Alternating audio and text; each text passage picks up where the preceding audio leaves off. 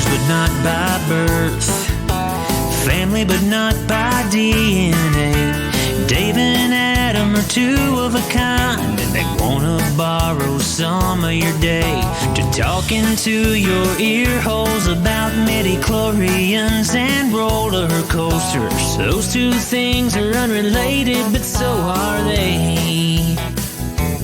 They're unrelated at birth, like most people who aren't related.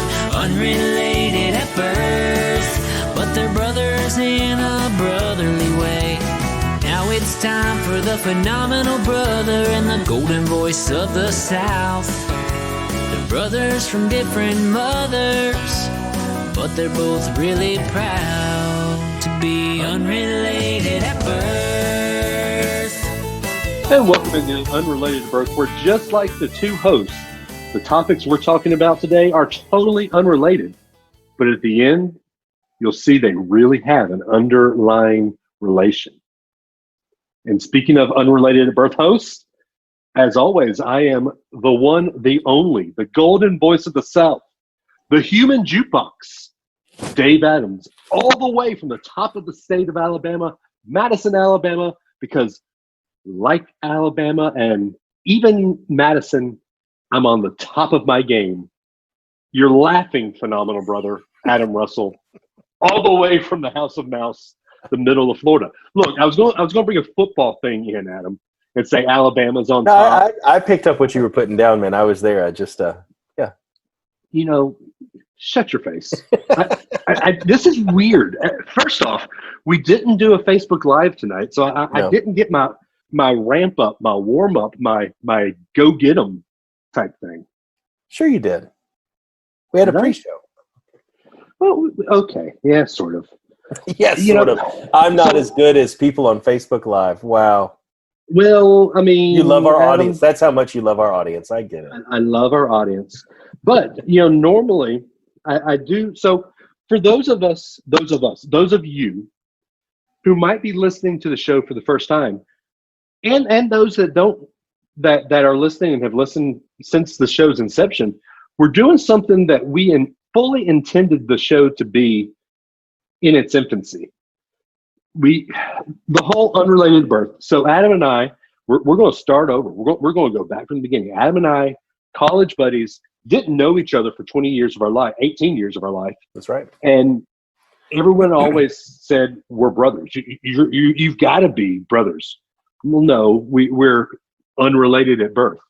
So what we kind of intended, and you heard it in the theme song, we'll talk anything from midi-chlorians to roller coasters to whatever. We're going to talk Harry Potter, wrestling, numismatism. That's coin collecting for anybody that doesn't know. Yes. Family life. What else? What else have we talked? Movies, faith, songs, music, faith, marriage, children. Marriage. Wow, we've talked about a lot. We have. Star Wars, but that's Disney. Sure. Disney covers just about everything. No. So what we had fully intended to do when we started the show, but we went through 30-something episodes down a tangent, which is something we're known to do. Sure.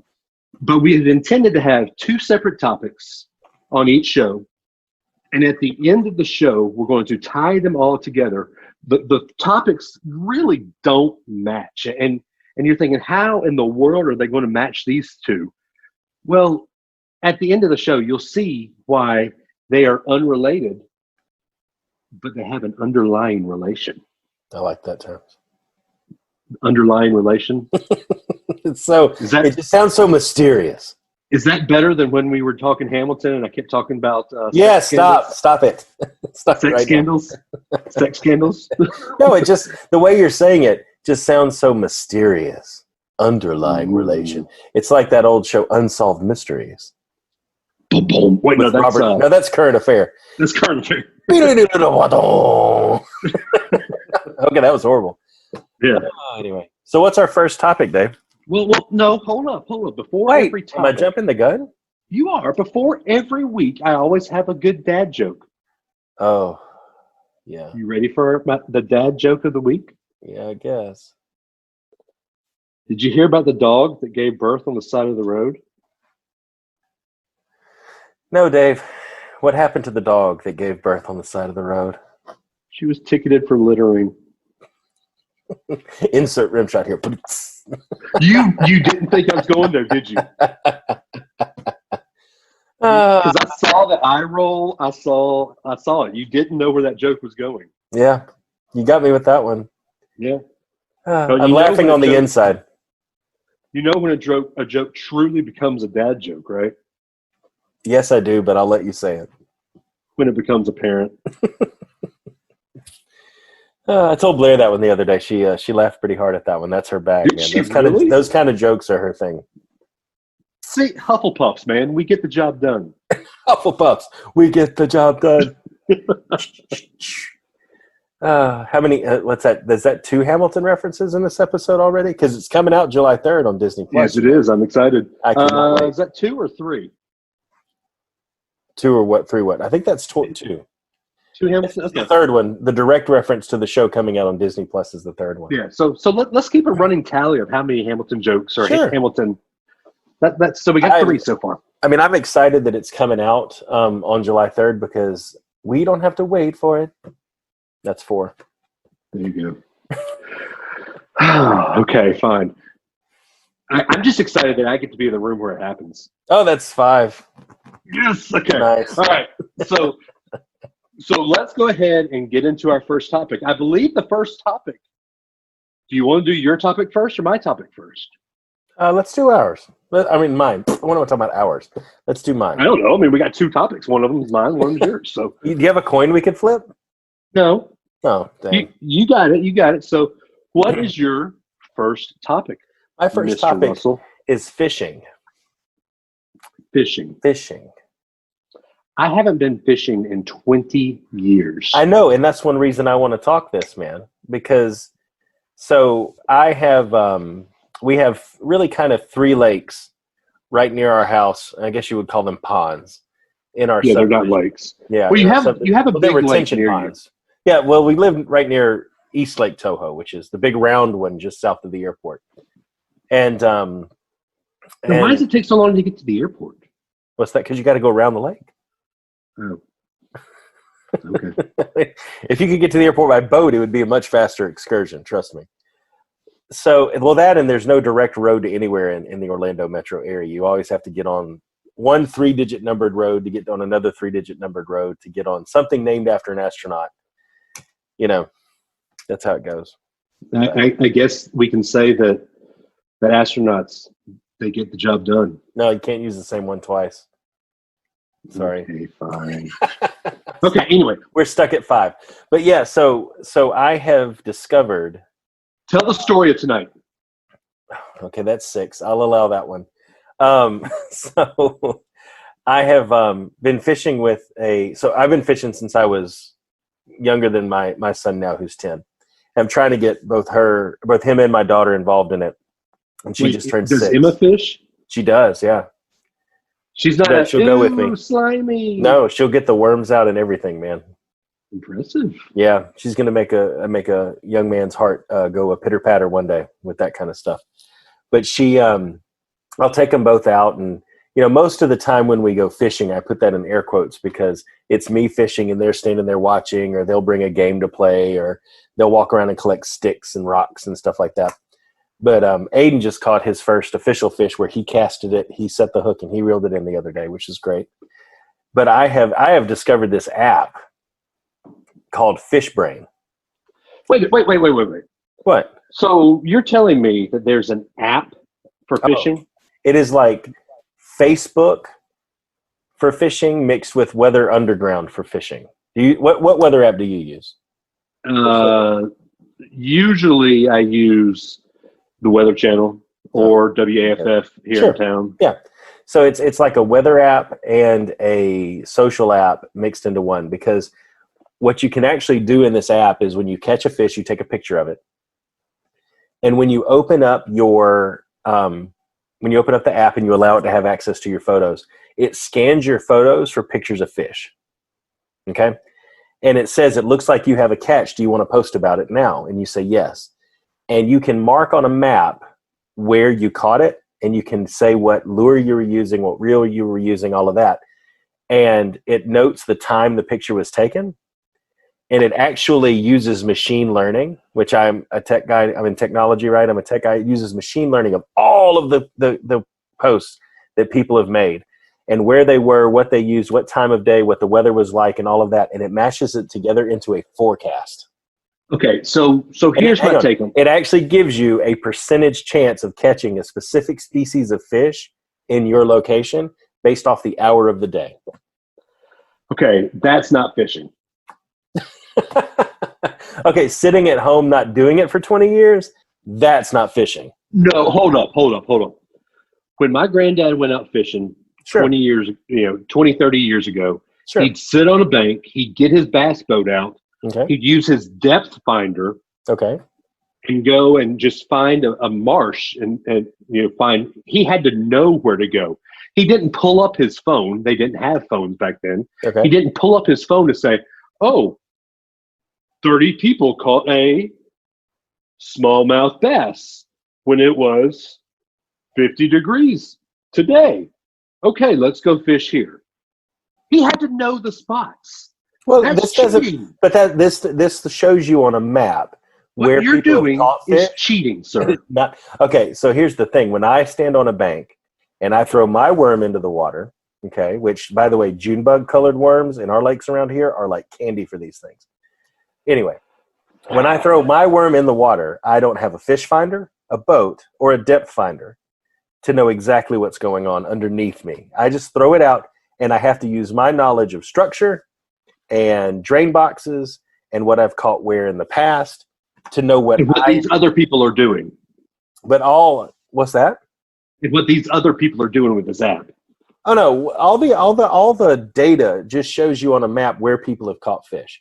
Half of the lakes that people catch fish on are retention ponds behind people's houses where you have to walk through someone's yard to get there. I'm not going to those places. I'm going to the 3 lakes around here. All I'm saying is that if it says, and I've tried a couple of days where it said good and a couple of days where it said bad, and it says between 4 and 5 o'clock, you've got a 52% chance of catching a largemouth bass in general terms in your area. If I go out there, I'll catch at least 3 fish in an hour and a half. If it says it's only 20 or 30%, I'll catch 1. So it just says these are the ideal times to go. I use my own spots and I use my own worms. I just check to see, okay, what did this person catch this fish on? But there's so few people fishing in these lakes on there that it doesn't really influence me from there. It's time of day that it gives you the forecast on that I think is the coolest thing on the app. Okay, fine. But you're taking a sport that was meant to be relaxing. It's totally relaxing. No, but you're taking a sport which is meant to be relaxing, meant to be becoming one with nature, and you're making it technologically advanced. Okay, before I go out there, I look at my phone and it says try at 5 o'clock, and I say, okay, I'll go out at 4:45. I put the phone in my pocket. I walk out there. I take a picture of the fish when I catch it. I still take the hook out carefully. I still feel the same feeling that I'm out there from being one with nature. And then when I come back, I post it. I'm not out there staring at my phone. And a depth finder gives you more information than try at 5 o'clock, FYI. Okay, but keep in mind, this is 1990s depth finder. Sure. So it had a little LCD screen that would show you fish and where the bottom was. And it would put a little icon on there if it found fish. It's called a fish finder, technically. No, it was a fish depth finder. It's the same thing. It was a depth finder. But no, I have to say, so what I like about it, though, the forecast thing is neat because it actually shows you based off the weather, is it a good day to try or not? I appreciate that a lot, and I think it's really neat use of machine learning. What I think is the coolest thing about it is the social aspect of it, because if I post my pictures out there on Facebook, there's 5 or 6 people that are mildly interested in that kind of thing that'll comment or like or that kind of thing, and it's cool to show the pictures of the kids. If I post a picture of a fish I caught and nobody's in the picture but the fish, I get like 62 likes in like 5 minutes because people are passionate about this stuff. And it's just cool to see because you scroll through and you see little kids, my kids' age, that are really into it, and you see little kids that aren't that into it that caught their first fish. It's just a neat way to see all of the things people are doing with their families and that type of stuff in a social feed that doesn't have politics and viruses and all that other stuff mixed in with it. It's just a nice way to be just a true like fishing like fan, you know. So here's why the other reason I'm not a fan of this app. Okay. Fishing used to be when you catch the fish, you take it home, you eat it, whatever. 5 months later, the fish that was this big becomes this big. Mm-hmm. And 10 months later, the fish that was this big becomes this big. Yes, they do grow over time. You are right. You cannot do that now with this social aspect of a fish finder or fish book. Fish book. That's cool. There book. you go. Fish book. Okay. But what do you mean you can't do that? You can't have any more fish stories. Back on May 12th, I caught a fish that was this big and I posted a picture of it. 5 months later, man, back on May 12th, I caught a fish that was this big. Well, let's go back and look. Oh, nope, Adam, you lied. It was not that big. It was only this big. So it takes the lying. There's a sign over the door of every Bass Pro Shop. And what does it say? Welcome, fishermen, hunters, and liars of all types. Right. Yeah. So you're saying it takes that out of it because it's photo documented proof that so and I came and say, yeah, man, that fish was like 5 pounds. You'd be like, and Fish Brain determined that was a lie. Exactly. That Fish Brain is now the Maury Povich of fish stories. You can't have fishermen's fish stories anymore. Sure you can. Really? How? Because the only people that are going to see it are already on Fish Brain. Were you on Fish Brain? No. If I told you how big it was, are you going to know? You're right. I'm not on Fish Brain. Yeah.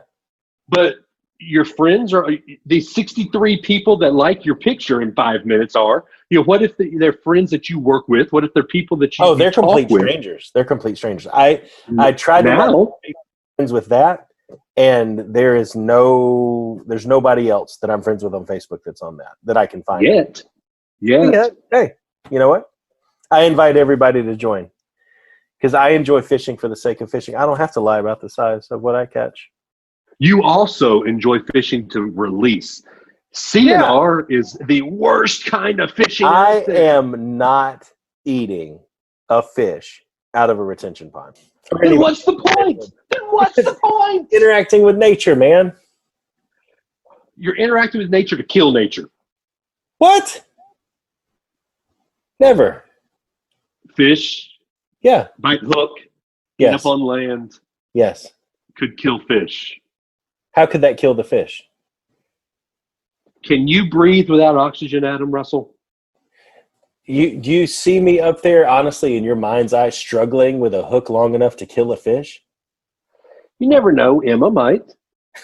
Now, I will say, one thing I did have to adjust to is 2 of the lakes here have very lazy fish in them, and they do not attack the lure.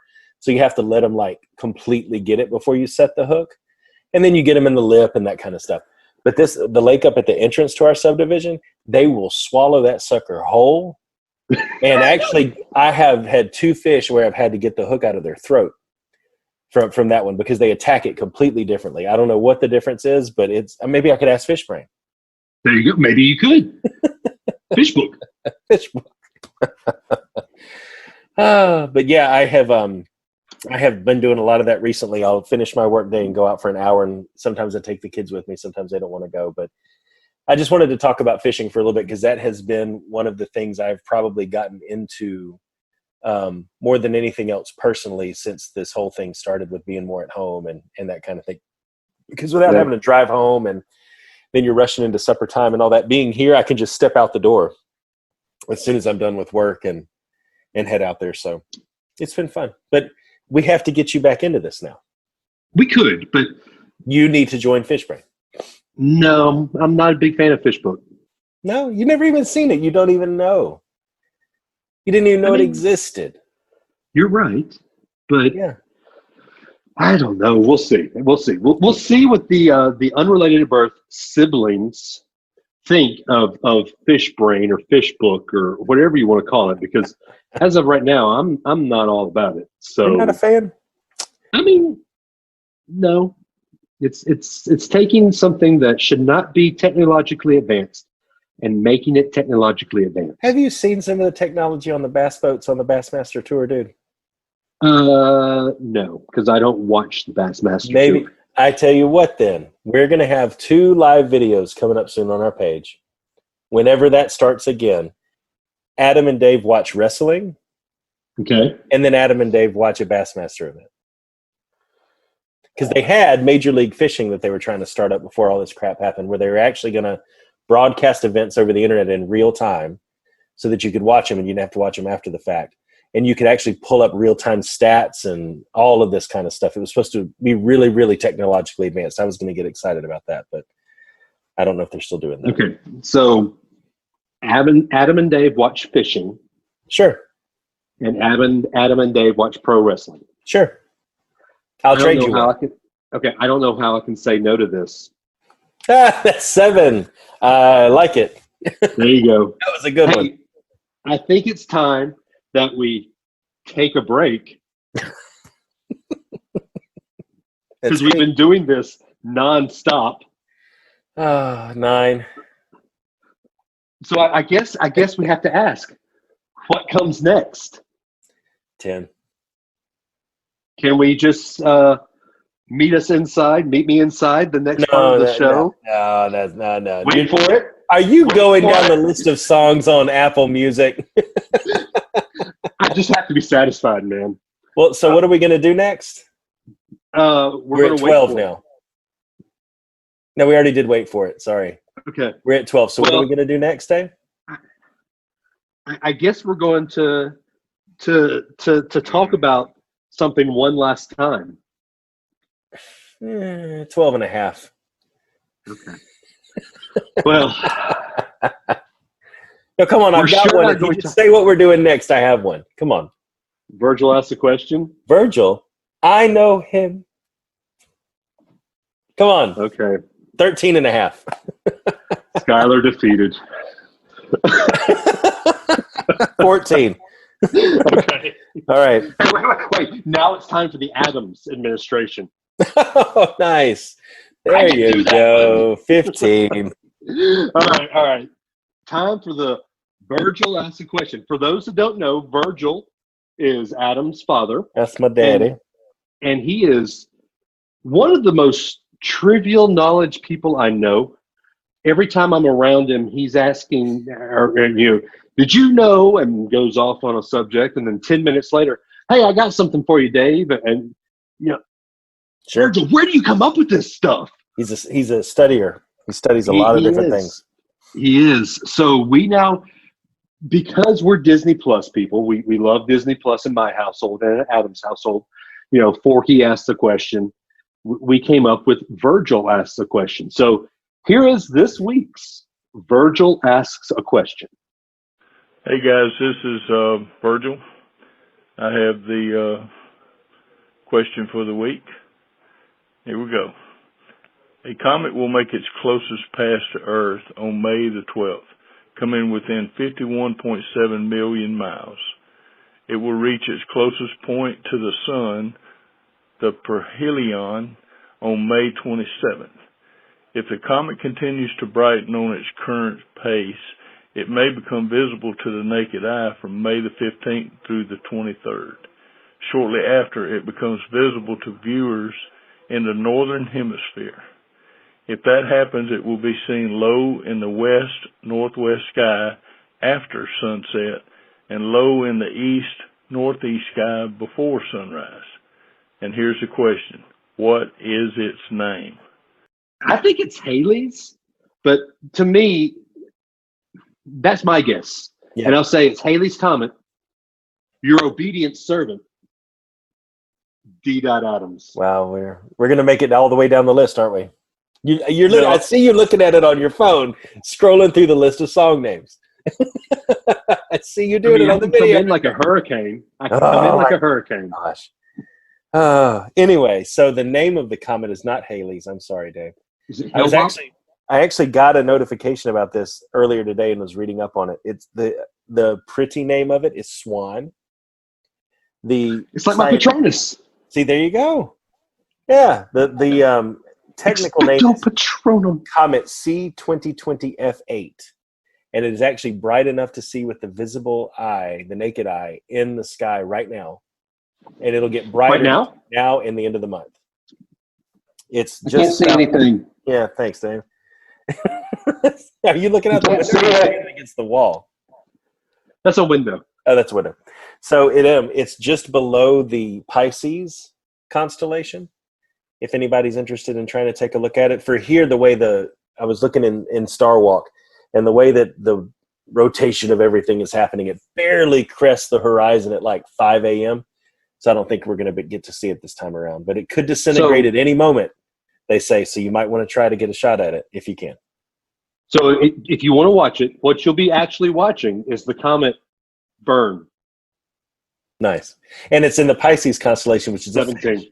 Fishing leads to Virgil asking a question. No, Comment burn. I got what you said. That's 16. No, that's 17. That's 17. That's 17. Really noted Hamilton reference. But I'm saying we talked fishing. Now that comment's in the Pisces constellation that relates to fish. Two unrelated things are still unrelated. Please continue. But that's not the two thing. The fishy. No, I know it's not the thing second thing. I'm just saying, look how well we're doing at relating things that seem unrelated. And we're not even halfway through the show. And we hadn't even gone down a rabbit hole yet. It's true. A rabbit hole, I guess, Just could be wait. the Hamilton thing. Oh, Just wait till this comes up. All right, so here's the second topic. I've been waiting to talk about this for, 3 weeks now? Forever. Well, Go ahead and talk about it, Dave. I'm sure it'll blow us all away. We've already said that. Did you really? Yes. Oh, I missed that. Put your phone up. I see you looking at your phone. So watching The Last Dance. First off, the first two episodes came out on my birthday. For those who don't know, first off, what have you been watching? Because there's nothing else on TV to watch. Literally. But Sundays for the past 4 weeks on ESPN and ESPN2, they've been doing the Last Dance, which is basically the story of Michael Jordan and his career told through the lens of the 1997-1998 season, which, as everybody knows, was intended to be Michael Jordan's last year. Yep. But if you don't count the 2 crappy seasons with the Wizards, which it was cool seeing him back on the court, but that wasn't Michael Jordan. It wasn't the same. But I love our show is PG for a reason. Mm-hmm. But I would advise whoever can watch it to watch the mature version. For one reason and one reason only. Michael Jordan, when he played ball, it was very widely known that he was a very competitive person. And if you didn't play up to his level, then he was going to do everything he could to bring you to that competitive nature.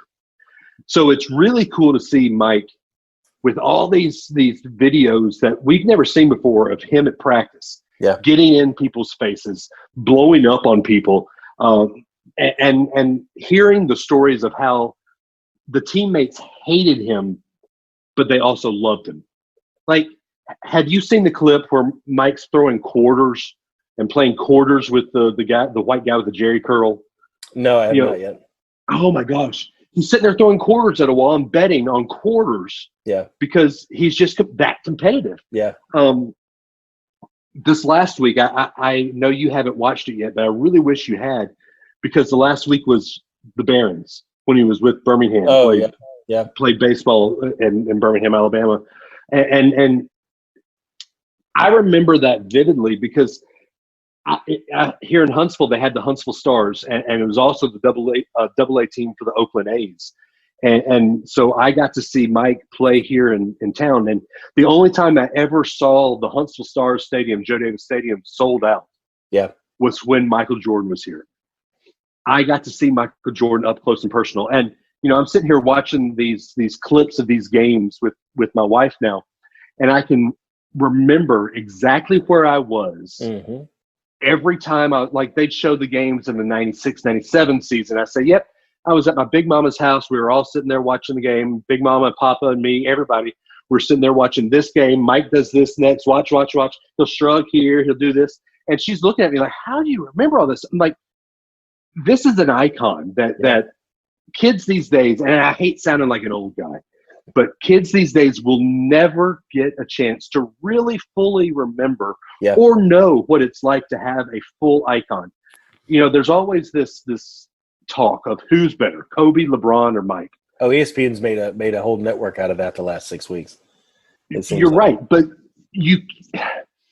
everyone said, "Oh, Jordan played with lesser talent. Jordan played with this. Jordan did that." Jordan, if you put Jordan in his prime, he would be better than he was in the 90s in today's basketball. Sure. There is not going to be another player in our lifetime. There might be later, but in our lifetime, there will never be another Michael Jordan. And LeBron James is nowhere near Mike. The next closest thing is Kobe. What's Kobe? Kobe, yeah. So elaborate on that for just a second. Why do you think that Jordan would excel so well? Because the athleticism in today's NBA is nowhere near what it was in the 90s. Yeah.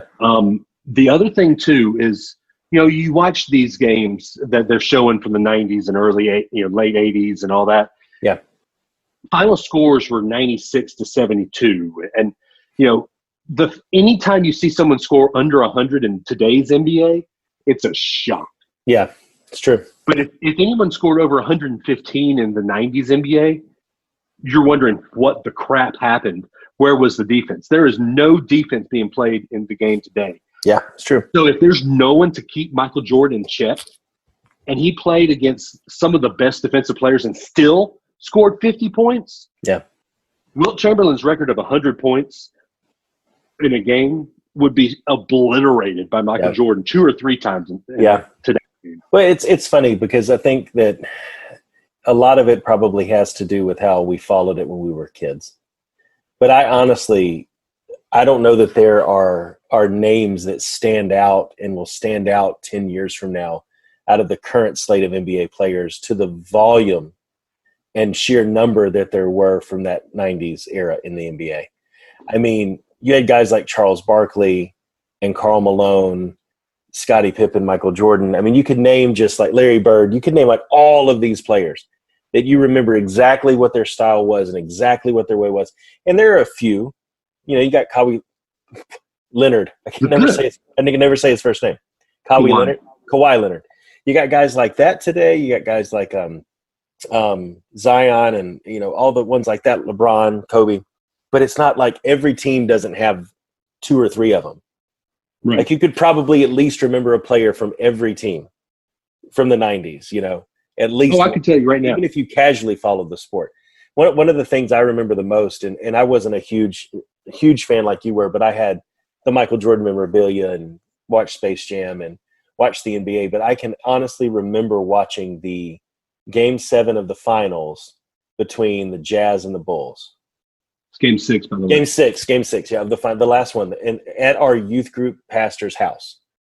I remember where everybody was sitting. I remember who was there, and it was all centered around this moment, of Jordan versus Malone and all of this stuff that was going on there, and it just stood out. I don't know why. Maybe because everything was an entertainment option back then. We're entertained 160 million different ways today, but I can remember that centered around that, but I couldn't tell you anything about any of the finals that LeBron's been in, like specific moments, I mean, yeah, but I mean, you can tell some stories, but I just remember that was a defining moment, And we know that Jordan pushed off of Byron Russell, but who's going to call that? I mean, it happens in sports, man. And come on, it's this Sunday. It's where they're going to show this Sunday is the last 2, which I'll cry. I've cried every week. Sure. God, it just brings tears to my eyes because so this week was when they talked about Jordan's dad getting murdered and why he retired and all that. Everyone tried to make a story. Oh, he quit because he was gambling. Oh, he quit because this. He quit because of that.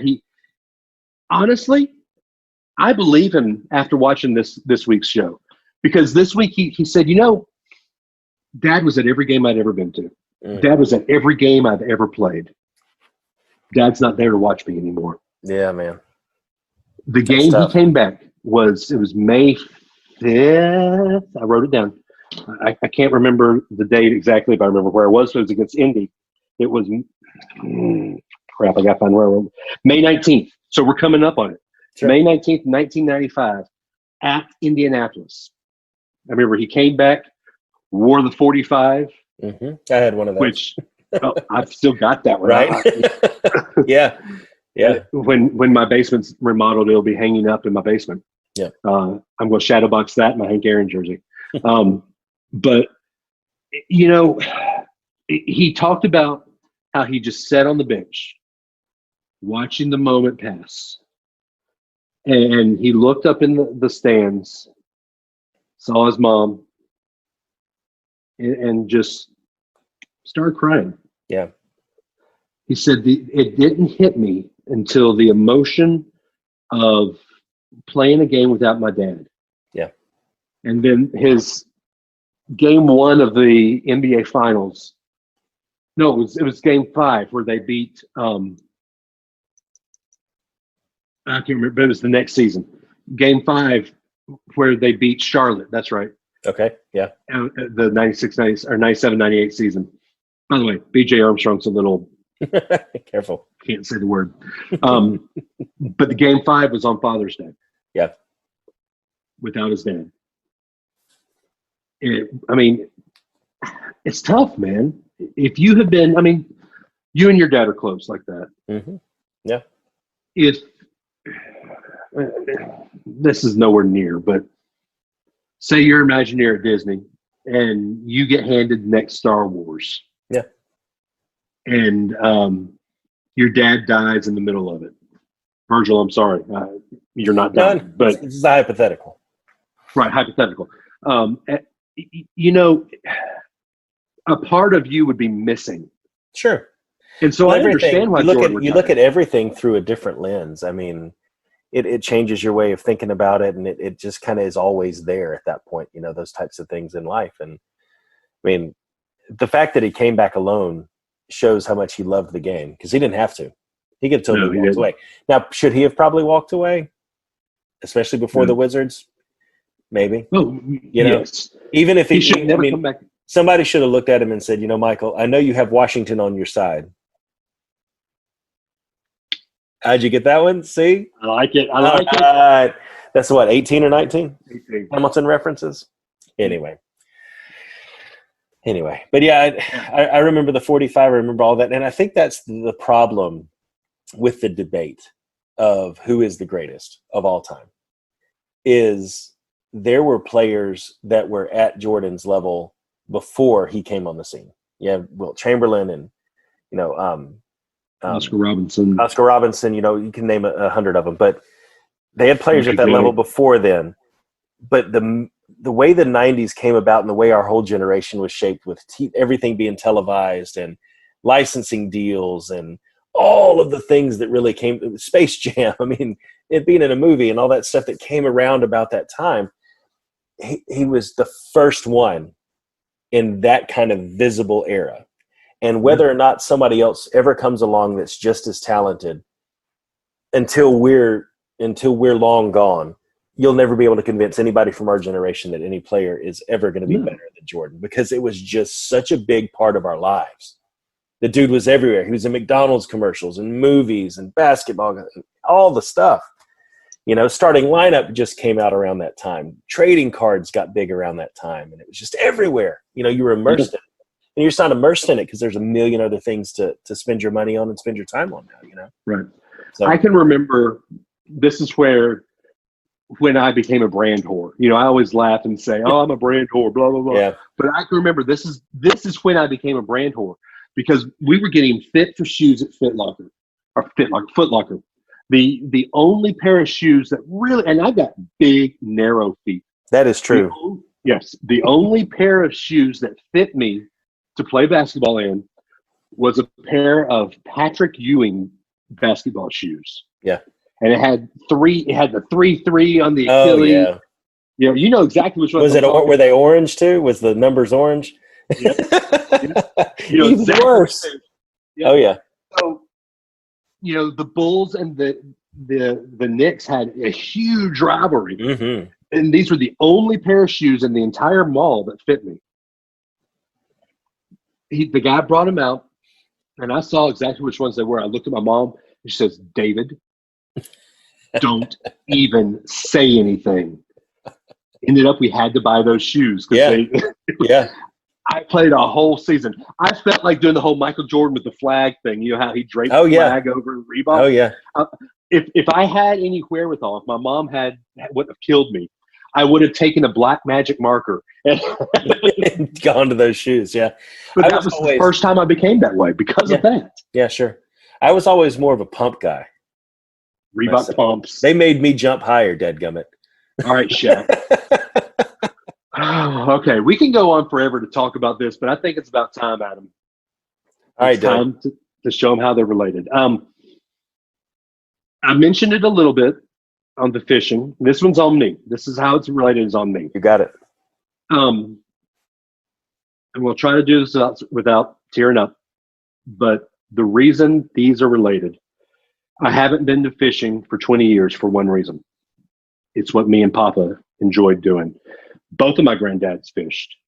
Papa was the technology one that had the boat, the fish finder. Grandpa was to sitting on the dock, throw a line in and just sit there. They both since passed. I can't bring myself to really fish that much anymore just because it was special. The Bulls thing is special because WGN carried every Bulls game. I can remember every big Michael Jordan game, Papa had that game on. So both of these were big special moments that I spent with my granddads and Papa. Every time he talks about Mike talks about this game and what I was thinking, I can remember sitting in Papa's living room. WGN's on the big, huge tube TV. He had one of those 50-inch, which we thought was huge at the rear time. Projection kind of thing with the red, blue, green the cabinet TV. Yeah. Sitting there watching WGN, just like it was there, man. We thought we were there. The 98 season, Bulls played Atlanta in Phillips Arena, and I got to go to the game. I was fourth row. My Papa's best friend that he went to high school with was the doctor for the Hawks. I begged to go in the locker room with the Bulls, but they wouldn't let me because he didn't have the pass. I got to go meet the Dikembe Mutombo. That's cool. Lenny Wilkins was the coach then. It was really cool, man. But basketball, Michael Jordan especially, was just something that I always watched with Papa, and getting to see this is pretty special. It's a little sad to me that they're humanizing my childhood right now. Yeah. Because I mean, we're not supposed to as Christians. We're not supposed to idolize people, but as kids, we have idols. We have your sports. I idolized Michael Jordan, man. Everything he stood for, the drive, the passion. But now watching this, you're seeing that drive and that passion came at a cost. And it cost him everything. I mean, it cost him his family. Yeah. It cost him his teammates. It cost him his dad. But seeing the clips of the games, remembering where I was with Papa, just it was really cool. It's really cool. And then you sit here talking about fishing. There's this Trace Atkins song. He thinks we're just fishing. Oh yeah. Yep.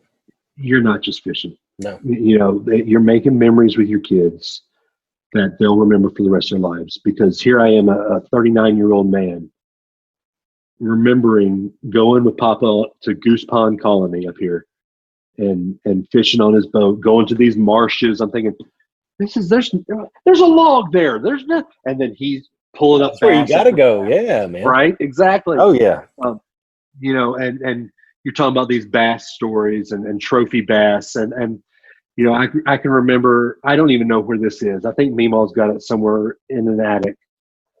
My wife would never let me have it, but he had a trophy bass mounted, Nice. and it always hung over their fireplace. I wish my Meemaw would let me have it, just because that's Papa to me. Yeah.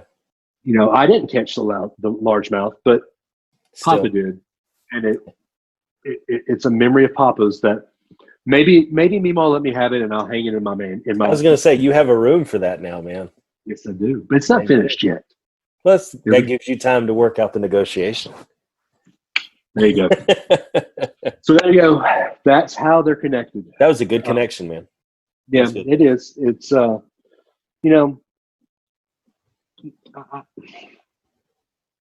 years, man. He's been gone for 20 years, and it still hurts sometimes. Yeah, but I hear he's in a better place. I know that. Can't wait till I'm in that place too. There you go. So, okay. Do our siblings have any fish stories or Michael Jordan stories they want to tell us about? Adam, how do our siblings, which we're calling our Unrelated at Birth fans, how do our siblings get a hold of the show? You can give us a shout at 650-UAB show. Spell that out on your keypad. You'll hear a brief little message and then a beep. Leave us a message after that beep. It's been a while since we've gotten a call. It's been a while. But we always, that's true, but we always play it on the show and we always talk about it. So if you want to tell a story about fishing or your grandparents or anything you want to talk about, we will absolutely play it on the show. So 650-UAB show, give us a shout, or you can hit us up on socials. Dave, tell them about it. So you can also hit us up on the socials on the Twitters, which go tweet.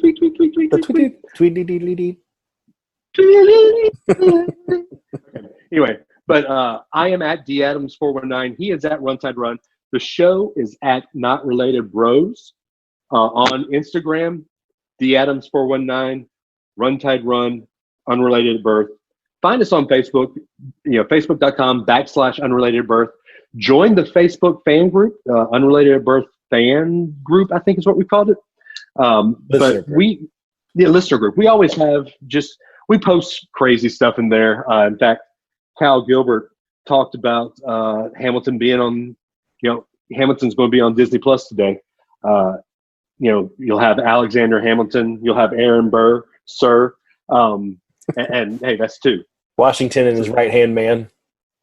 Yeah, okay, we're stretching it with this. Oh, you've been stretching it all episode. Come on. Man, I mean, come on. We're not helpless. But we are satisfied. Oh, I like that one. Okay, we'll end it with 22.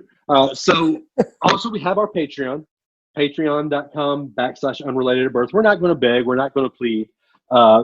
We just say if you feel led to give us something, you don't have to give us guns and ships. You don't have to. 23. Yeah, I know. You could really give us some money to make it quiet uptown. Nice. That's never going to happen on this show. But no, seriously, guys, the Patreon, we do not line our pockets with that. Trust me. There are costs that go into this, and there are things that we want to do. And all of that Patreon stuff helps us cover the hosting and editing and publishing and all that stuff. And then the equipment and everything that goes into it to make the show better, advertising, all that stuff is what's covered by Patreon. So if you decide to support, please support. We appreciate it in advance. And if you don't, we just hope you enjoy the show and that you'll listen to us again and you'll be back. Yeah. You'll be back. At 24. But guys, if you are new to the show, even if you're not new to the show and you haven't done it, please give us 5-star rating and tell people about it. 5-star rating on the iTunes app. And we on that Facebook page. What did you let me? Yep. on that Facebook page. Several of you have. I would ask that you please give us a comment on why you like the show. And I'll say this: if you don't like the show and you have some constructive criticism, instead of putting it on iTunes or putting it on the Facebook group or whatever, message the show. Say, hey, here is some constructive criticism. Even better, Dave at unrelatedabirth.com, Adam at unrelatedabirth.com. Sure. Just email us. Yeah. Also, you can find us on the webpage, unrelatedabirth.com. We are way behind on blogging. We understand that. Yeah. I got it. We've had some issues. I'm up next. We haven't had issues. No. We just don't do it. Yeah, you're right. We've all been busy at work. So, but anyway, guys, that's the show. I humbly submit the ending here to you. We love you. Oh. We hope that you will come back. We hope that you will interact with us. This is so cliche, but we truly do love each and every one of you because you take time out of your week to listen to us and interact with us on the Facebook. Adam? We really do love you guys, but not as much as Jesus does. Be kind to each other. Stay safe out there. Follow your heart in what you feel safe to do, and don't let anybody push you into doing anything you're not ready to do with all of this madness and chaos and reopening. But really, stay safe. Enjoy life. We love you guys. We'll see you next week.